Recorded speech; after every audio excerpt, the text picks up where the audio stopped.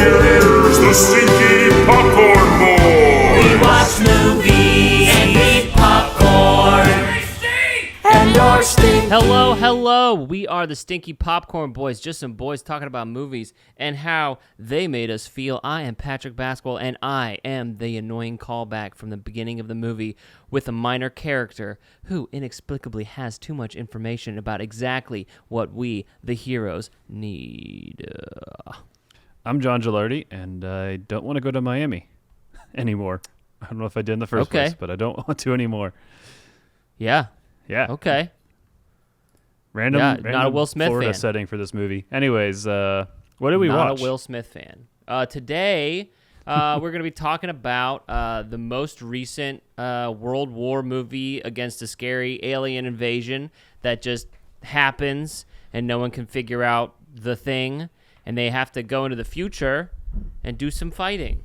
It's also Chris Pratt's next step into stardom, continued stardom. I don't know. It feels like another step for him, but we're going to be talking about Amazon's The Tomorrow War.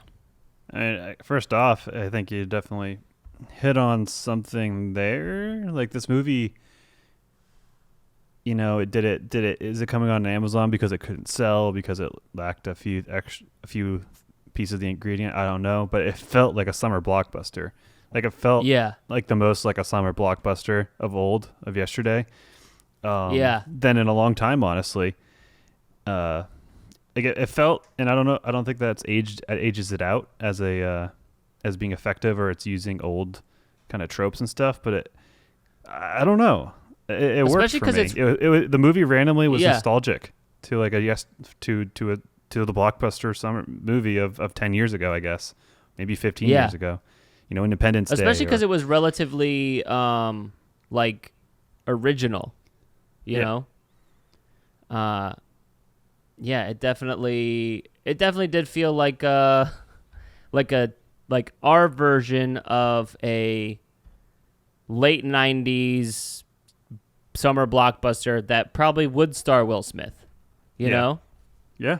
Exactly. Or they're not good movies, but it like had that same kind of event energy as the Transformers movies, especially the first couple. I don't know. I saw a lot of really bad reviews of this. I saw some peers of mine really liked it.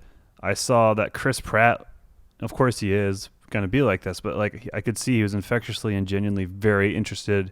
Not interested, he loved this project, and the way he talked about it was infectious. And I mean, that's just who he is. But I was like, okay, I don't know. And I'm being around it, but I liked it randomly. Like I shouldn't like it. I don't think but I like it. I don't know. I think that I think I maybe fall like a little bit towards the more critical side of it, but also in the same way, like, there's a lot of this movie that is really good, but it's all, like, I don't know, here's the thing, is, like, I don't know how to feel about this movie. Like, I liked it, but it was also predictable, and I felt like it kind of felt like a really well-done propaganda movie, but also I'm not sure... I don't know. Like, there was too much sheen on everything, but also the acting was really good.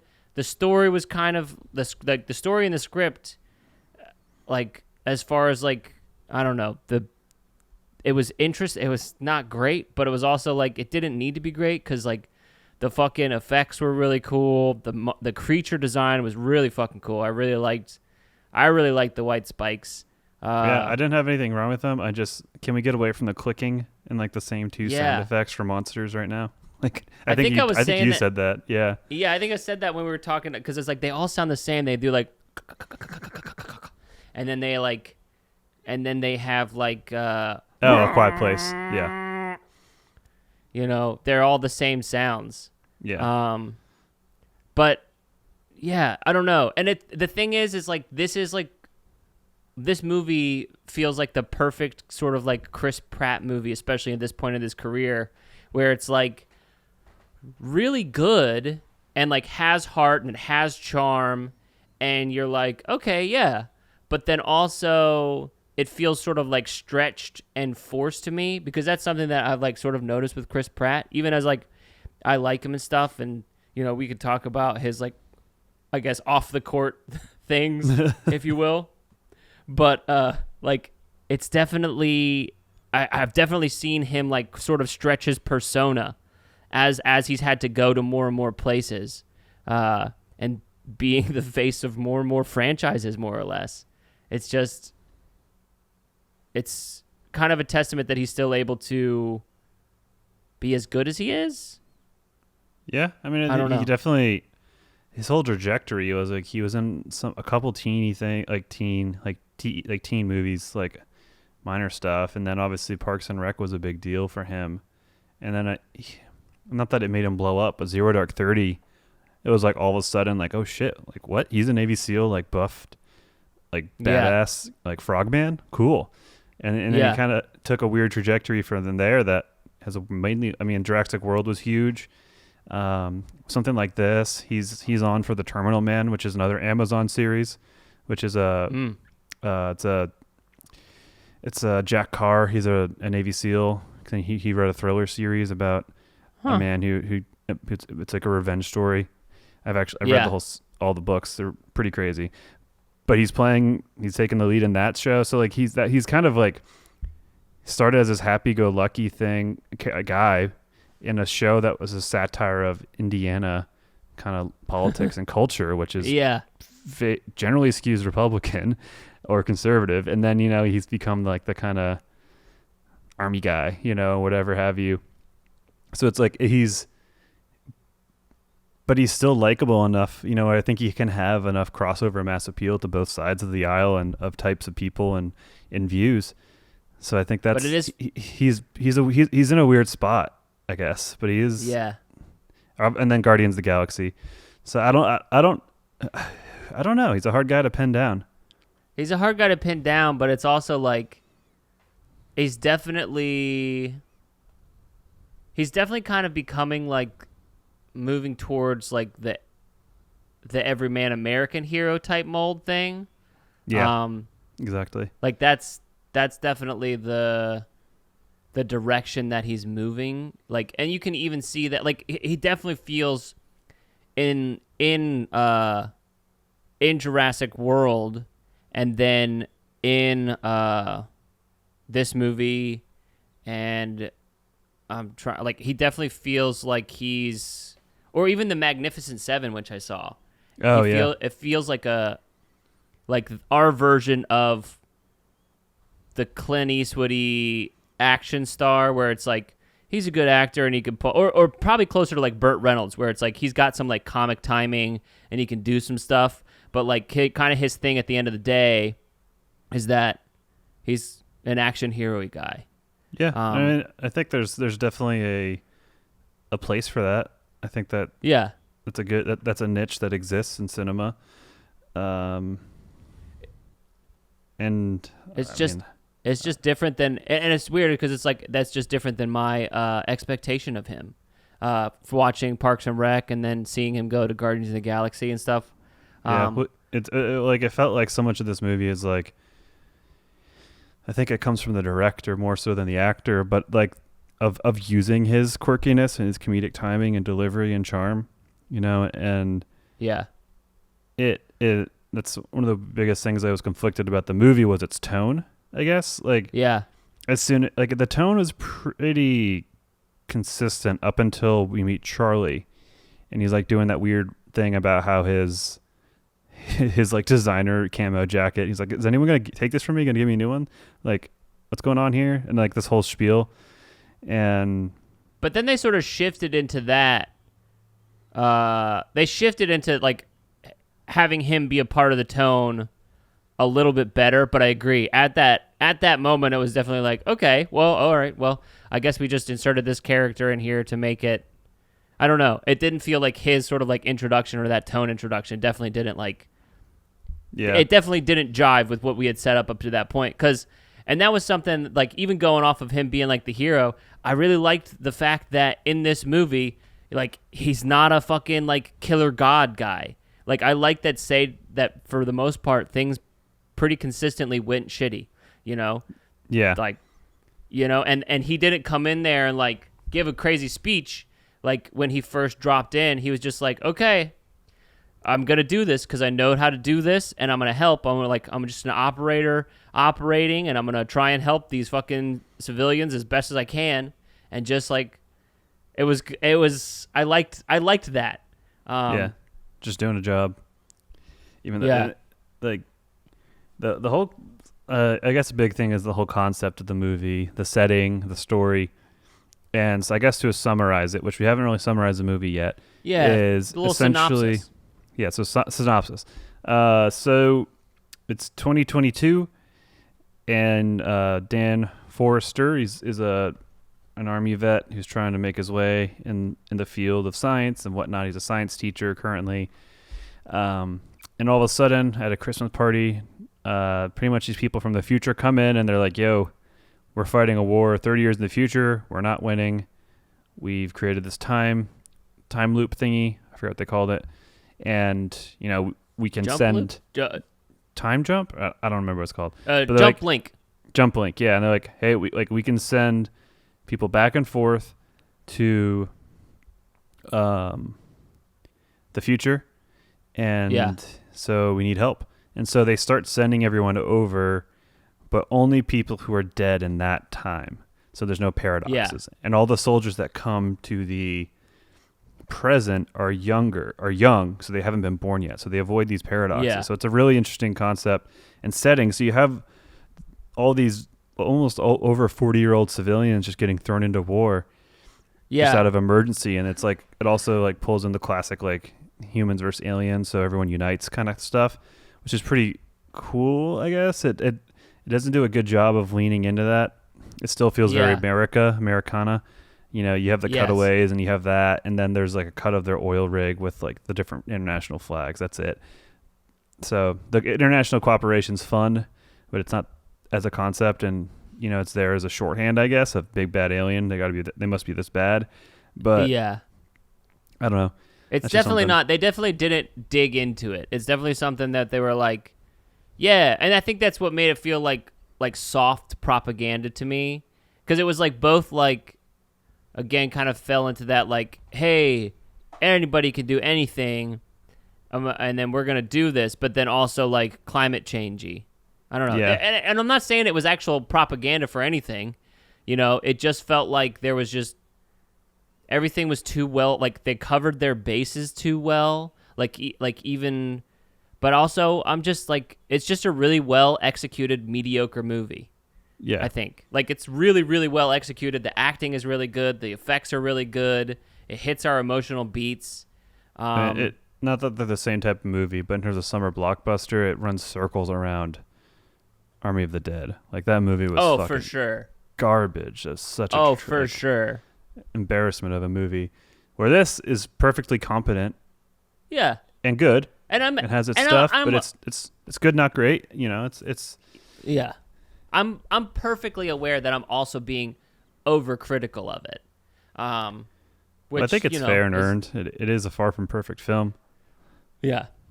But it is fun, and I really like I don't know, it's tough because I think there's so much pressure on films being quality, if that makes sense. Like in terms of overall masterpiece, you know? Like so much of why we look back on, I don't know, Jaws or Independence Day, all these particular movies so fondly, a lot of it's nostalgia. I mean, hell, even Star Wars, the first Star Wars movie, is nostalgia. You know, but they're very flawed, and you know the legacy and the nostalgia and the time, like just that kind of stuff, the mythos of the time it came out, and the emotions of people personally, or any like iconic cultural things in this content, you know, that's what makes these things epic, you know.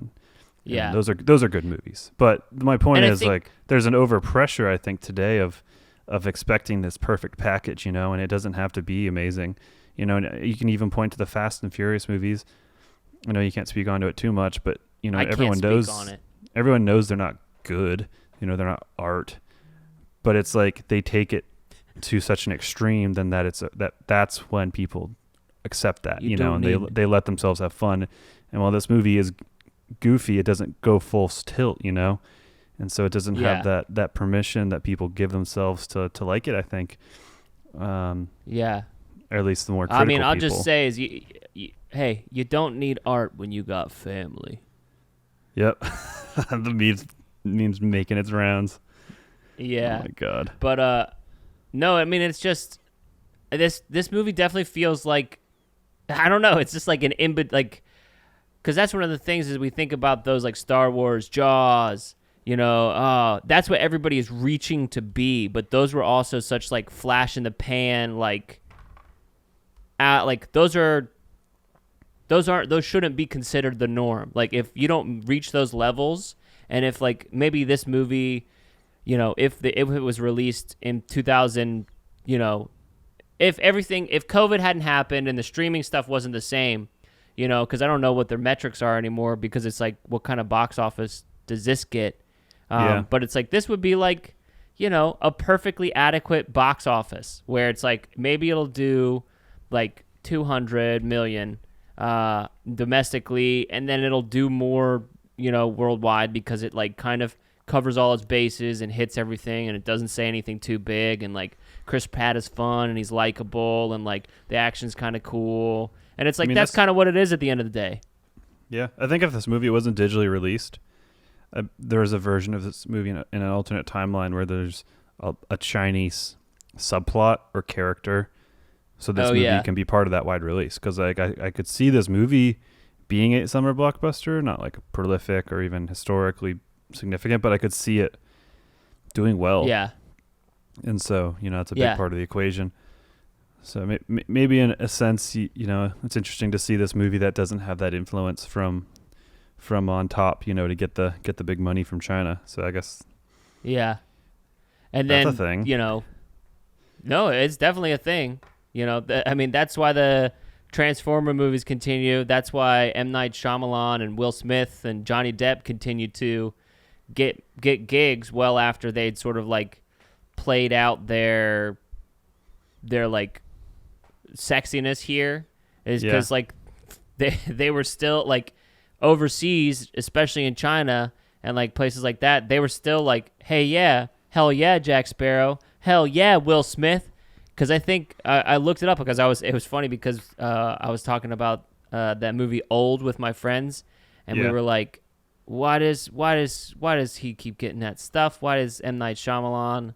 But I forget. After Earth movie, it made like shit here, but like overseas it made like $600 million, which made back its budget. So it's like, it still works.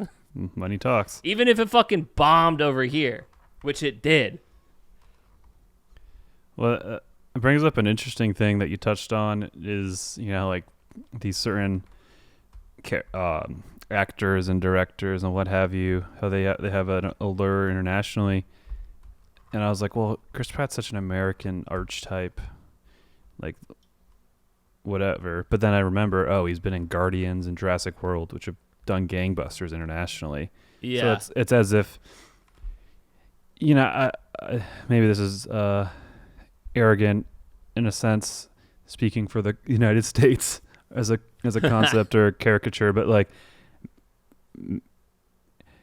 you know, internationally people love to shit on the United States, blah blah blah, but there is definitely an admiration. There is an international liking of American culture, you know. People can deny it all they want, but it's there. And so maybe there's a latching on to an American type guy, you know, like, oh, that's what I see as an American. He seems cool. He seems likable. He has that brashness. He's funny. He's bold. He's brave. He's friendly, you know, and maybe it's fun to see that, you know, to see that archetype instead of, you know, Johnny Depp, who's all woozy and weird, or I don't know, Tom Cruise, who's just kind of,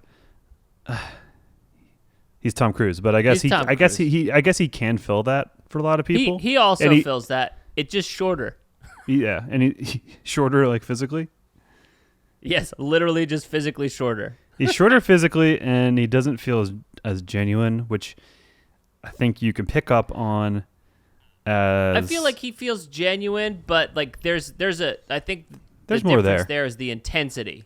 It's like I think that would be what I would say. It's like the intensity between Chris Pratt and Tom Cruise is like just like crazy different. Yeah. You know, where it's like I feel like Tom Cruise feels genuine, but I guess there may be where Chris Pratt feels more real, if that makes sense. I mean, who knows? Yeah. Maybe this could all be an act and he's a completely different person. But from what I've seen, which isn't exhaustive, he seems like a pretty genuine. Like what you see is what you get. Like he's not hiding anything. Yeah. Which is what bothers me a little bit about like his Hillsong stuff, where he's like his like celebrity church that he goes to is like, oh, we don't like gay people, like at all. Yeah. And he's like, no, I go to that church. That's not how it is. Not for me. And then like I think he's got a couple pictures in like Thin Blue Line T-shirts and stuff like that. And it's like, I don't know. I mean, I don't know. Those aren't necessarily. It just makes me conflicted. Yeah, I mean, it's a weird thing, you know, and you know, being like into guns myself and going to classes and training, you know, I meet a lot of people who are on that side of things and, you know, wear those things or whatever, but they're nice people, you know, good. It's hard. Yeah. It's like I talk to them, I interact with them. They're pretty open-minded, you know, it's just their set of circumstances, whatever it may be, this is what they think, or this is their limited scope, you know. Or I have a lot of people in Maine I know, you know, who are in Maine, you know, and they just don't know what these things are actually about or what the problems actually are, you know, and they view it through I don't know. I have like family who's like firefighters in Maine, and it's Maine. There's no diversity there. So that, like, to them, they like don't like, it's just like, why are they shitting on me? You know, I'm just trying to do good here. You know, I'm trying to serve my community. So it's like, you know, there's like a situation like that, you know, and that there's a lot of people like that, you know, and I'm not trying to defend it. I'm just saying, like, it doesn't always mean the extreme everyone's jumping into, you know, and the characterization of it. So it's I would lead to believe Chris Pratt's probably on that side, you know, because I don't see he lives in LA and Hollywood, and he's dealing with all these he's around all these types of people, you know, who are typically skewing left, and that's his world he lives in, you know. I think he's naturally going to be a little bit more understanding, you know. Not everyone is Gina Carano, you know. Yeah. Well, and it's also important to know that it's like those few beliefs or whatever don't define a person completely. You know, I don't know. It's just it's just one of those things where, like, and I think especially too, where it's a product of me sort of like, you know, attaching to a person. I'm like, oh, fuck yeah, he like plays around, he improvises, and he's fun, and like, oh, he made Guardians of the Galaxy fun, and that was like, I like that vibe, I like that style. And then, like, again, he's a real person who has his own opinions, and when they differ, I was like, you're not the I'm on the outside. I'm an audience member, and, you know, you are not mine. Yeah, and I think that's why he gets so much focus around that, because he does come across as just a goofball, you know, and people automatically assume that this goofball is like them. They attach to him, you know? Yeah. And so then whenever the minute views or they're like amplified, where it's like, I don't know, where it's like he could just be like a religious dude who goes to that church. And again, I don't know, I haven't really followed it. I just know like the bare bones of it. I mean, where it's like, could be as simple as, I just like going to church, and that's the church that my friends go to. I don't know about all this other stuff. Yeah, I mean, it could just be as simple as he is a Christian, and that's the church he can go to because it allows him to worship as a normal person, you know, just due to being a very popular celebrity. You know, maybe that's as simple as it is. Yeah. Well, but it's still a weird association. He's annoyingly charming. Yeah. Well, it hasn't stopped him from getting any jobs, and I think people like him. I think a wide breadth of people in Hollywood like him. Across all sorts of views and I'm not worried about him. I just wanted to kind of speak on that to have that little conversation, as it were. So now we can watch Chris Pratt movies and not have to talk about it. Yes. Let's talk about the wild fucking system of what time travel of time travel, but also like essentially they're like, there's no boot camp. You get a weapon and you go out there. Clear to me, nor these clothes are okay, these aren't. Yeah, I didn't understand that. It kind of felt like they were like making shit up and then like just literally throwing bodies at the white spikes. I don't know. It's just like there was no again, like when he went, there's like no information on the enemy. No, like what is? And I know when they like, all right, you're gonna jump. It's like, to do what? What are we doing? What are we trying to accomplish? Are we just shooting them? We're just trying to kill them? I know that like a lot of times like warfare or whatever is just like, hey, just kill the aliens. But it's like, well, no. What? Okay, yeah, I'll do that. But like, I don't know. I mean, I've seen plenty of people who've handled a gun for the first time and they don't know what the fuck they're doing and they're terrified. Or like, there's just it's not even the technicality of it. It's just the comfort with the thing, and and I don't know, maybe it's different if someone's going to war. It's just it was interesting, it's very interesting concept of all these over 40-year-old people going to war, everyday people just thrown into it, and I think that could have been a lot more explored, and it was just very interesting, and I wish we understood it more and played around with it. Yeah, I definitely wish that they had, like, and again, I guess maybe they didn't want to shoot, like, a basic training type thing, but it's like, it feels like they missed out on an opportunity to either to have some, like, comedy beats or not even, like, to showcase, because of what they did a really good job of, like, hitting those emotions, like, whenever he's going and talking to his daughter in the beginning, and like when he's talking to her, when she's digging the hole, like, I don't know, like they did a really good job of playing with those emotions, and they could have had like a real Helm's Deep situation with Aragorn. Like they could have like done that a little bit with Chris Pratt, where he's like, hey, here's how you do a gun. This here's how you hold this, like, how Aragorn is like, here's how you hold the sword. This is a good sword. Great job. Meanwhile, I was thinking, this is a piece of shit. It's like the biggest subtext ever. What? It's when he's like swinging the sword around, he's like, oh, it's a good sword. And it looks like shit. Probably balanced as well, but I don't know. Aragorn's liar. Yeah. I mean, it could have been as simple as like, hey, you got military experience? Go this way. You don't? Go this way. And then, then that covers the training. I know. Yeah. It's definitely, I think they wanted the image of everyday people just getting thrown into a situation and how they would react. But we don't see enough of that besides it being the type of people and the type of clothing that we're seeing, these 40-plus-year-old people thrown in. But and then that's they called attention to it when they had that guy, they had I think his name's Harold Robinson. Now I need to check his name. But they had that guy be like, well, what's the deal with the clothes? Charlie. That guy's wearing his chef hat. Yeah. Is his name Charlie Robinson? No, that character's Charlie. Oh, okay. But it's just like, if you call attention to it, what's the deal then? Like, I don't know. And again, overly critical. And it's like, yeah, you want the image, but also, what is he? Why? Yeah. Why does it matter? Yeah. It doesn't come around in a way that, it's just why. Sam why? Richardson.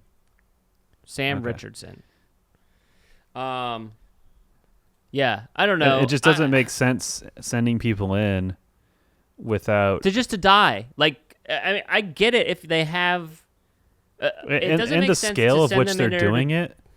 And it's like, is Yeah. it just this base in Miami, or Yeah. is there, because there's only one Like time jumper, so like are all the international communities sending people to this location, or is each country have its own jump point, or because there's only one jump thing? So then like how international is this then, and then I would say the other confusing thing too, and again, all of this is overly picky, Yeah. But they do a cut, and it's a year later from when the first time the people came, and so everyone's had a year to be like, I'm gonna go to war, let's do some training, and apparently they can go back and forth and like get messages, and it's like we're just going there to do fighting, but we don't know what we're fighting. And do fighting for a week. That they're like, you're fighting for a week, but nobody has like any sort of mission. Nobody has any sort of like, I don't know. It's just like, all right, go here and die. Like it feels like if I was in my last, I don't know. If I'm a thing and we're down to our last 500,000 people, maybe we need extra people to help fucking, I don't know. I don't need to like call people from the past just to come here to die. I guess unless they're trying to stem the tide, but it just feels like really wasteful and like not accomplishing anything. Yeah, and obviously it's for scale and like a big significant feeling of scale. But again, as simple as, all right, we need you for research. We got a team of scientists. You're everyday people. We're going to train you. But, the point is we're going to have as many of you as we can. So when you get to the place, hopefully there's some of you left, or something like that. Because, you could say it's budget. I don't know, just in terms of the scale it shows us, it doesn't translate, or the scale it tells us and tries to communicate, it doesn't translate to the scale we see. Yeah. And it even feels weird when it comes down to, because they jump into Miami and they're like, we're overrun, blah, blah, blah. This sucks.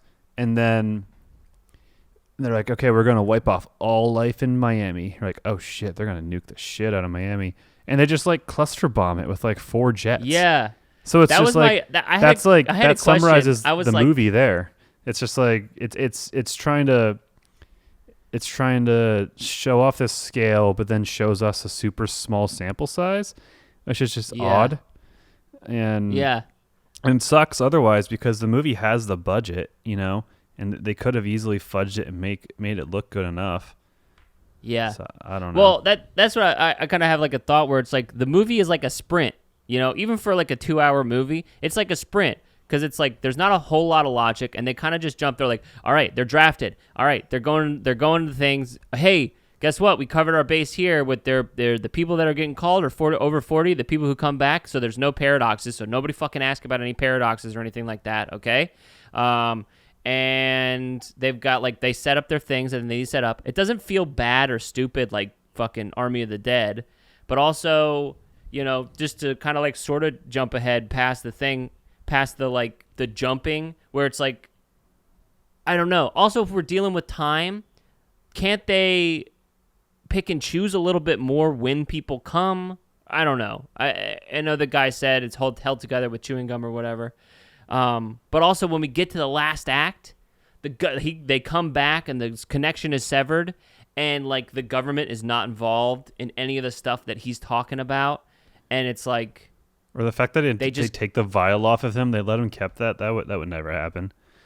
Yeah, I know. They just gave up when they lost the connection to the future after they believed that it was the future or whatever. I'm not saying but it's like they're just like, okay, I guess that's done. I guess we're just gonna die now.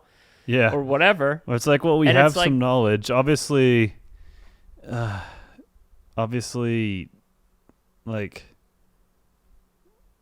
don't know. You could be like, oh well, this is the future. This is how it's going to happen. There's no hope, and so that's part of the hopelessness there, I guess. But the reality is, you still have a chance, I guess, to change history. It's like, Yeah. There's a big question there of how time travel works and in this existential crisis for these characters in this world. But the government dudes are just like, oh, we're fucked. Nope. Oh no. And I think it was not all done, but they got that joke in there where the politician was being a politician. Like, hey, it was my idea from the beginning. I sent that special ops mission. And so. Yeah. Which is also like, how did they, bro, like that whole thing where it's just like, I don't know. It just like and again, I don't necessarily want to see them figure out how to get a meeting with the Secretary of Defense, but at the same time, like, how did they get a meet? They just like walked in and got a meeting with the Secretary of Defense off of this information that they got from a high school kid, that like it was like nothing, and then they were like, all right, now we figured it out based off of this ancient volcano eruption. And again, all of that plays and is fine and is cool, but I don't know. And I know that I'm being picky because I don't necessarily want to see them like setting up the meeting with the Secretary of Defense, but it's just like, okay, he's just there. They're in there talking to the Secretary of Defense, not his assistant. Not. I don't know. Like Transformers movies did a better job of setting up stupid situations like that. Like, okay, it makes, or even, I don't know, War Games, the Matthew Broderick movie. It's like, okay, this makes sense why he's here with the president or whatever. It's outrageous, but like it makes sense. Like the movie never sets that where up. it's like, and I think, oh, he accidentally gets in the wrong car and there's the Secretary of Defense. And he's like, oh, well, now I have you. I have this stuff that I want to tell you. Or simple as like, or just like him explaining the situation and then one of the future Army girls be like, all right, I'll see what I can do. You know, like, there's a lot of simple story fixes here that just make the world a little bit more believable. Not the world, because the world's pretty outrageous, but making the connecting the dots, you know? Yeah. And I think that's ultimately I nitpick as much as I do, because I think the movie's pretty close or close enough. I would have sent it back for, I would have sent it back for a couple more notes. Yeah. You know? Would have been like, hey, let's figure this thing out. He's just there talking to the Secretary of Defense. It's fine. I don't want to see that scene, but I think we can get there in a better way, you know?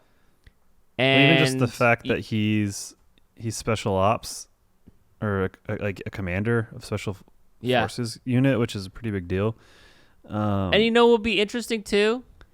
Sorry, I'm not trying to jump on top of you, but it'd be interesting if they were like, yo, Dan Forrester, you've been drafted. Like if it was a special deal, and then they didn't, and then when he got there, it's like, oh, we've been waiting for Dan Forrester because Muri wants to see you.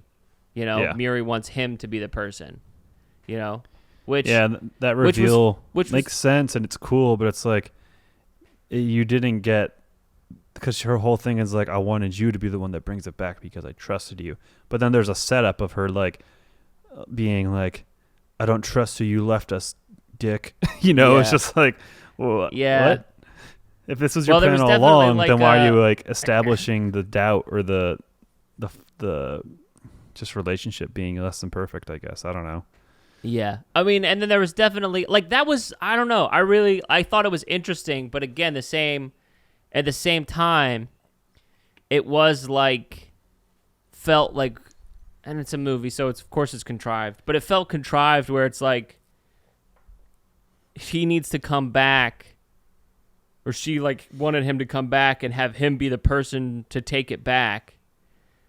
I don't know. Like, because if I'm in that situation and then there's 500,000 people left and I'm the fucking smartest lady in the world, it's like, shit, my dad, I would trust my dad to do this for me. The movie's in a weird balance of Chris Pratt being an everyday man, just thrown into a crazy situation, and him being special. And I think that's in particular a part of it, you know? And I think that like there's, because it would have been cool if it was either just, I think it's like either if it's special and she like sends back his draft notice because she's like, hey, this is it. If I'm going to die and if this is going to be the thing, maybe I can fucking see my dad at his peak or whatever and get that for myself. And also maybe he can fucking save us because he was good at what he did and he was special ops and stuff. Yeah. You know? And he fits the criteria because he died. And then the other side of it too is like it could just be like completely random, which would also be cool. And like where she's like, "Oh shit, you're my dad," and you got drafted, huh? Yeah, but it was like it's too much in the middle. And not yeah, clear. it was definitely like where it was like she was like, "I wanted you here so that you could take it back because I trust you," but also it was random. I don't know. Yeah, no, I feel you there. But I also really liked the new take on the dynamic for this like apocalypse story, where instead of it being like love interest, like man fighter, lady scientist love interest doing the thing, it was like, you know, sort of the same thing, but also like father daughter, and just like I honestly much preferred that take on the dynamic. You know, or I could see it go the other way, like Terminator style, where it's, you know, mother and son. Yeah, I just thought it was an interesting take on that similar dynamic that we've seen again and again and again and again. Yeah, and I think it felt fresh. It felt fun, and like this is mainly just on me, but like I didn't see it coming that it was going to be his daughter. You know, just because like, oh, what are the chances? That's on me being a dum-dum. But to me, that was like, oh, cool, that's fun. You know, and that's probably how it's designed to be, you know, as a viewer, green viewer. Yeah. That's probably something a reveal, if you will, they wanted. But it helped just kind of cement that as like, oh, this is nice. This is different. I have it in my notes. I was like, I put in my notes, I was like, I made a prediction. I was like, all right, 46 minutes. That's going to be his daughter. Like, that's when I was like, all right. Okay. That's going to be his daughter. She does look like, not like his wife, but like they did a good job of making them look related, I guess, and mainly coming down to the hair style. But it like does having the casting and like Betty Gilpin is like, okay, she kind of looks like she could be Yvonne Stravinsky's mom. Yeah, it certainly does a job. So it's interesting the future of like they don't do much to show besides different uniforms. And then the screens are a little more concise, and then like the time travel tech. But besides that, everything is modern, like just stuff from our day. And the guns are just AR-15s with just super tacky like modifications and attachments on to make them look I was just make that's them what look I was futuristic. Gonna ask. I was like, it's those just look pretty. It's just cheap, tacky stuff they're throwing on to make an AR-15 look different. So it's, and they don't do a good job. A huge pivot of communicating that the stuff from the research lab that Chris Pratt retrieves is so crucial to the big fix. You know, because it reads as just like a little action sequence. Here's in the your beginning. intro mission. Yeah, here's basically. your intro mission as you get loaded out and you figure out the world that you're in. And the fact, like that's what it feels like. Like, what do you have to lose if Miami and this place gets overridden? You know, like they're risking so much by doing this like super close, down to the wire bombing run. You know, because what do you lose? Well, and that's it's the just whole risking issue. Like, your team. Their tactics are all over the place where they're just like, we're just going to throw bodies. We're going to this thing has been going on for I don't know how long this thing has been going on, and they still have a research base, a research lab that is on Miami? land. Yeah. Yeah, that's in Miami, and it's like, well, if we have our special research lab, let's get it off land where it's like maybe it's a little bit harder for them to get out to water, which was never like it felt like it should have been harder for them to get out to the raft or whatever the fuck they called their main thing. But yeah, I don't know. It's just like their tactics are all over the place where it's just like it very much just does to serve the story. It's like, cool, okay, base in the water. I guess, you know, water is a weakness of these things. Maybe? Oh, no, wait. They just got out there. Yeah, they just swim. So it's like, okay. What? But yeah. I don't know. I mean, I guess that maybe Also, they got the pheromones of the queen, and that's the only reason they knew to go out that way. Maybe it's far enough out. I don't know.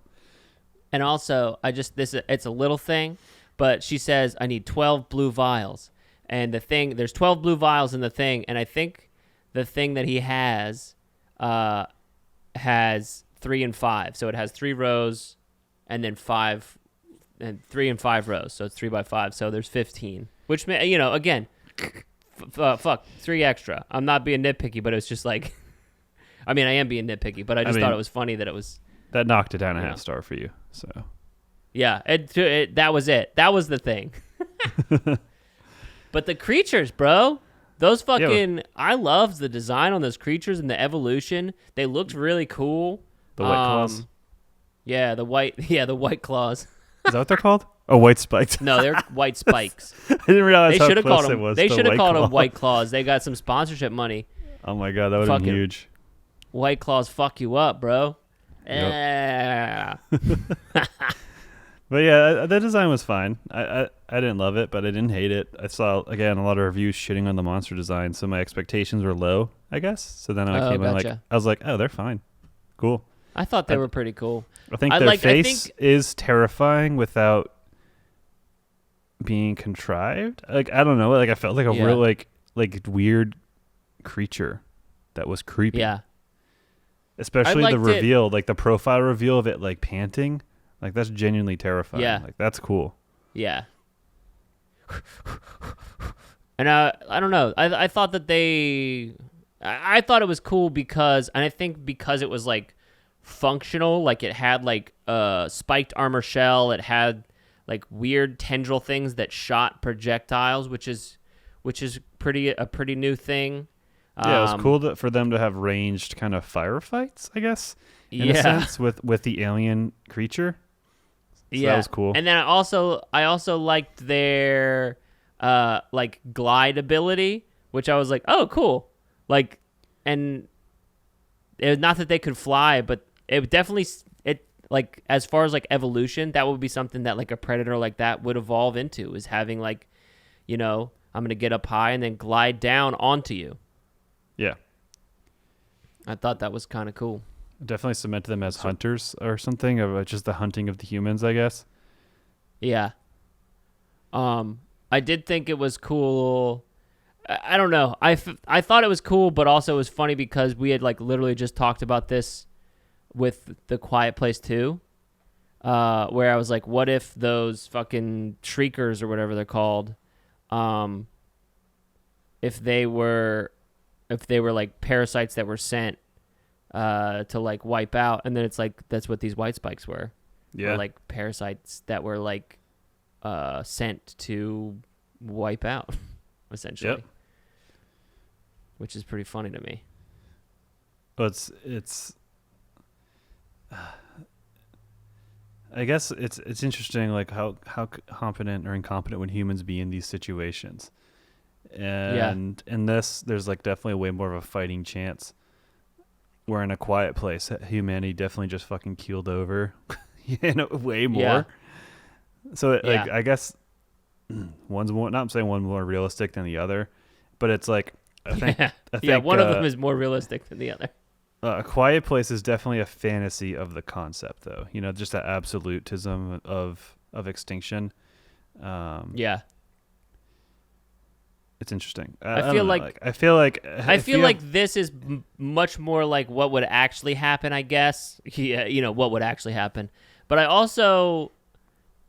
don't know. I guess the more I know about stuff in the world, the less the sort of like, oh, well, this is what would happen if this would really happen. It's like, no, I feel like we've got better weapons and like we would be better handled to figure this out. Like, yeah, initially we would probably get absolutely fucked up, like with these like weird crab dogs or whatever they are. Like they would annihilate some like urban areas if they were able to like get a whole bunch of them in there. But I think kind of similar to like how Army of the Dead sort of was, where it was like it would probably be a little bit more even than, maybe that's just me just being confident in like humans or whatever. And like, well, I just say I have a hard time with the idea of a tank being defeated by the Quiet Place monsters, I guess. I don't know. We don't see them size up against stuff like that kind of hardware, because we're dealing with small town, apparently fucking New York that doesn't exist. Coastal New York City that isn't New York City somehow. So you don't see them sized up. There's only 3 in this rural town, so like who knows what their numbers are and how much they can swell up. But my point still stands with that universe. Like, these things are auditory, and no one thought to fuck around with frequencies, Yeah. And so that's why it's definitely a fantasy of a setup. Unless they absolutely proliferated so fast, but it's like, I don't know, man. But they're fucking swarm. They're like fucking cockroach crab dogs. They're fucking, they're scary. Like, I still think it's like, they would absolutely, they're strong. They got armor. They would absolutely fuck us up, especially in the first half of it. But the first one of the half, reasons, not gonna lie. For sure they would get us in that first half. But also, it's like that. What's the thing?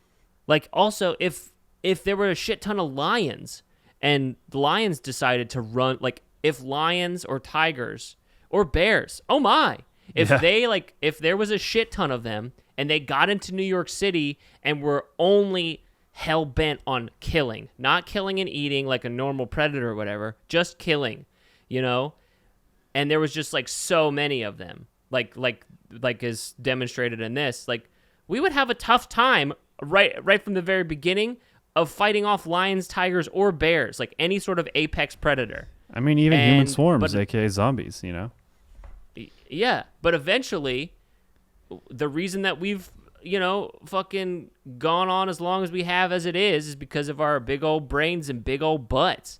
Because we got endurance, baby. We're endurance animals. That's humans. Very, that's the whole thing. That's why we got that big butt. It's all about the big butt. That's the human difference. It's all about the butt, dude. Because that's what allows us to run for a long, long time. Yeah.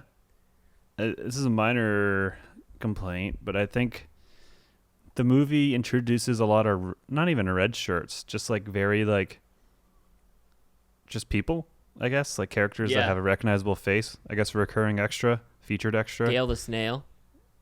But is that a character in this? Wait, what? Well, Gail the Snail, she plays Gail the Snail in It's Always Sunny in Philadelphia with the yellow shirt. And she's the lady, yeah. Yeah.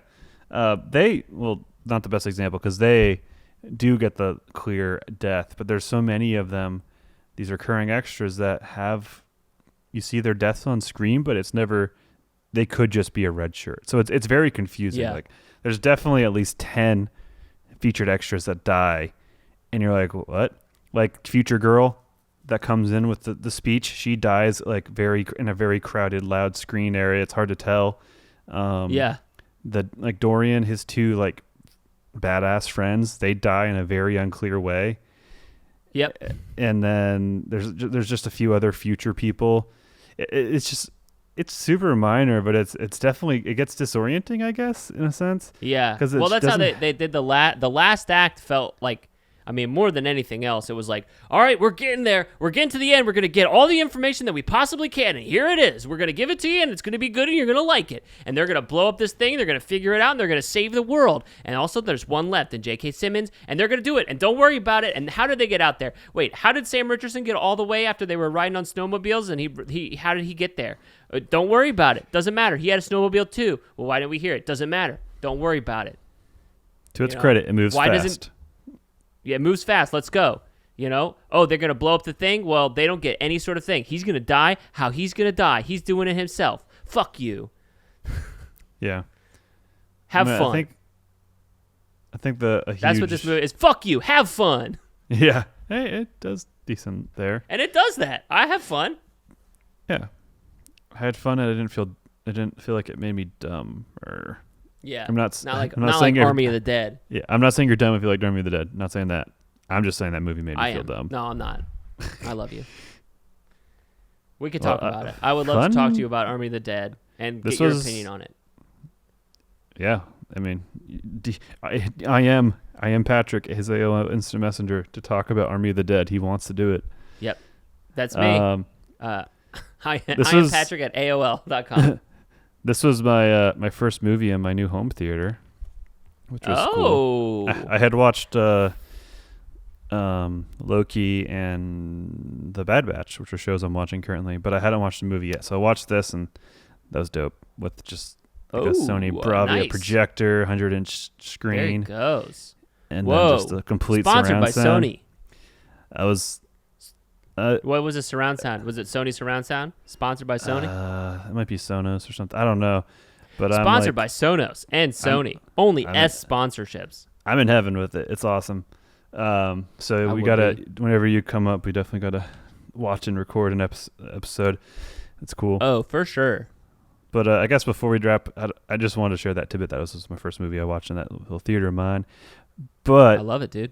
What do you want to rate and review this movie? I'm gonna give it 3.75. I'm gonna give it 3.75 fireworks because of America, because it came out on July 2nd. Out of 5. Oh, really? I'll give it. Yeah, I like the movie, and I gave it a 2.5, but I'm bumping it up, I think, to a 3. Okay, I'll give it a 3. I think I gave it too high. 3.5. 3.5 out of 5 fireworks. All right, I'll still give it a 3. Knocked off a 0.25. I'm still giving it 3 stars. I think I liked it better. This is where you guys realize that ratings don't matter. Yeah, I think you liked it better than I liked it, but now I've gone too far. I can't knock it down. I can't knock it down to 2. I think 2.5, 3 is fine. But yeah. So what is you watching? Well, I've been watching There Will Be Blood in Pieces. Obviously, I've been watching Loki, staying up on that sweet thing. Yeah, I gotta watch today's episode. You haven't, or you have? I need to watch the latest one, episode 5. Okay, well, what happens in it? It looks cool. I wouldn't do that. No, I mean, I like Loki best so far.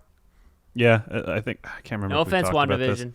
Where the budget feels there, where the other ones. Yeah. WandaVision worked because it was a very contrived setting. I don't know if contrived is the right word, but the Captain America one felt. Maybe. Yeah. But the Captain America one felt cheap, which was kind of shitty. And it also could be a big COVID thing, but the end result was it felt cheap. So, like, if that was the one that was maybe affected the most by COVID, except for the last episode of WandaVision. Yeah. But I'm watching those, Loki, and I'm watching Bad Batch. I watched this. I went to the Alamo Draft House. I'm fortunate enough to have one where I live now too. So I got it bait in movie heaven. You're getting set up, dude. I know. So as you know, Alamo Draft House is like a movie theater for movie snobs. Like, you get kicked out if you're on your phone.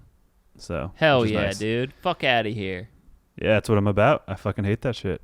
So I love it. They have great movies. They bring back a bunch of re-releases. There's a bunch of events. They're partnered with Mondo, do cool posters. Anyways, I saw Blade Runner 2049 in the theater. Ooh, so that was fun to see it again in that setting. I love watching that movie.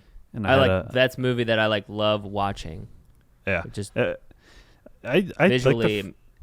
It was very cool to look at, especially after playing Cyberpunk extensively. Yeah.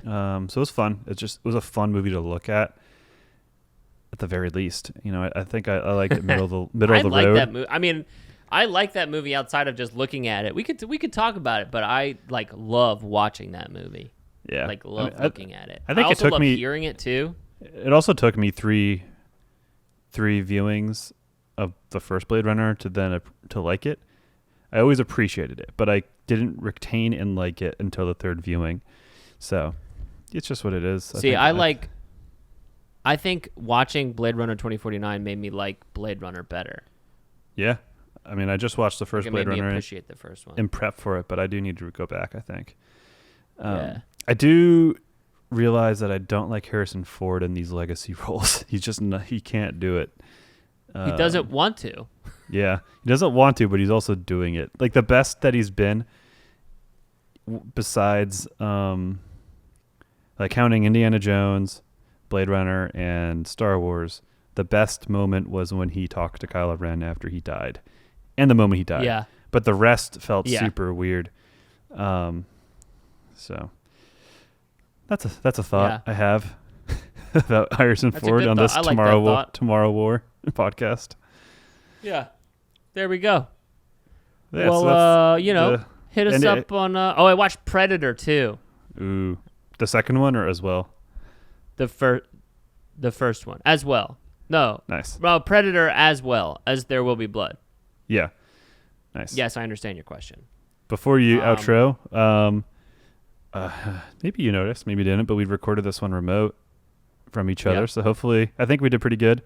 It felt pretty natural. I think talking together generally has allowed us to kind of, it's always better, but I think we're much more familiar with our patterns and our delivery and conversating back and forth. Where the end of a sentence is. Yeah, so I think it's as we collide, but it did help make it a little bit smoother, I think, just due to the fact that we've at least have talked for 70 hours, in this format. At least. Yeah. But yeah. So we're hitting them a remote for a little while. We'll see. We'll bounce in. I'm gonna bounce up there and see that sweet home theater for sure. Oh yeah. See what the deal is. Watch all the stuff. Alamo Draft. Just watch movies all the time. I'm down. Go watch movies, play golf. Sounds like the life. That could be the move. Yeah. All right, guys. Hey, hit us up on Twitter at Stinky Podcast and tell us what you think we should watch next. Tell us your favorite movie. Tell us why John's wrong about Harrison Ford, why we love to see him dragging that old man out of his old man cage, not letting him do anything else. Has he done anything other than the Legacy movies? I'm just thinking about it now. He did that weird Disney movie of Into the Wild or Call of the Wild or whatever. Okay, yeah. That was being advertised all over the place, and I did not care to see it. Yeah. Huh. The That's Call funny. of the Wild. That's what it is. Call of the Jack London book.